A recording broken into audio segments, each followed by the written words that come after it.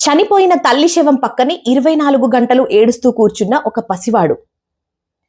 కన్న తల్లి చనిపోయిందనే మాట తెలియక ఆకలి దప్పులతో అలమటిస్తూ ఆ చిన్నారి చేసిన కన్నీటి పోరాటం చూస్తే ఎలాంటి వాళ్ళకైనా సరే కళ్ళల్లో నీళ్లు తిరగడం ఖాయం తెలుసా.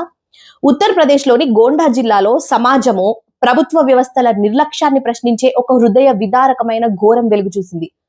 అయోధ్య జిల్లాకు చెందిన గీతాదేవి అనే మహిళ తన 7 ఏళ్ల కొడుకుతో కలిసి అద్దె ఇంట్లో నివసించింది. అకస్మాత్తుగా అనారోగ్యంతో ఆసుపత్రిలో చికిత్స పొందుతూ మరణించింది. అయితే మరణం అంటే ఏంటో కూడా తెలియని ఆ పసివాడు తన తల్లి నిద్రపోతుంది అని అనుకొని లేపడానికి పదే పదే ప్రయత్నించాడు. ఆకలితో వణికిపోతూ ఏడుస్తూ ఏకంగా 24 గంటల పాటు ఆ శవం పక్కనే కూర్చుండిపోయాడు. సుమారు ఒక రోజు తర్వాత గది నుండి దారుణంగా దుర్వాసన రావడంతో చుట్టుపక్కన ఉన్న జనాలందరూ కూడా గమనించినా ఏ ఒక్కరు కూడా సాయం చేయటానికి ముందుకు రాలేదంట.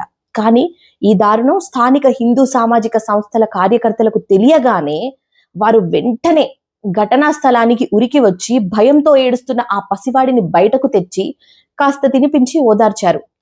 ఆ తల్లి బంధువుల వివరాలు దొరకకపోవటంతో ఆ సంస్థ సభ్యులే స్వయంగా అంత్యక్రియల ఏర్పాట్లు చేసి చివరకు ఆ 7 ఏళ్ల చిన్నారి చేతులతోనే తలకొరివి క్రతువును పూర్తి చేయించారు. శ్మశాన వాటికలో ఆ పసివాడు తల్లికి అంతిమ సంస్కారం నిర్వహిస్తోన్న కన్నీటి దృశ్యం చూసి అక్కడున్న ప్రతి ఒక్కరి గుండెలు పగిలిపోయాయి. చివరకు ఈ ఘోరంపై గోండా జిల్లా కలెక్టర్ ప్రియాంక నిరంజన్ గారు మానవత్వంతో స్పందించి అనాథగా మారిన చిన్నారి చదువు, ఇతర అవసరాల పూర్తి బాధ్యతను జిల్లా యంత్రాంగమే తీసుకుంటుందని భరోసా ఇచ్చారు. కన్న తల్లిని కోల్పోయి పసి వయసులోనే తలకొరిపి పెట్టిన ఆ బిడ్డ కష్టం చూసైనా దేవుడు వారికి మంచి భవిష్యత్తు ఇవ్వాలని కోరుకుందాం. అలాగే పక్కనోడు ఏమైతే నాకేంటి అన్న ధోరణిలో ఉన్న సమాజం కూడా మారాల్సిన అవసరం ఉంది కదా.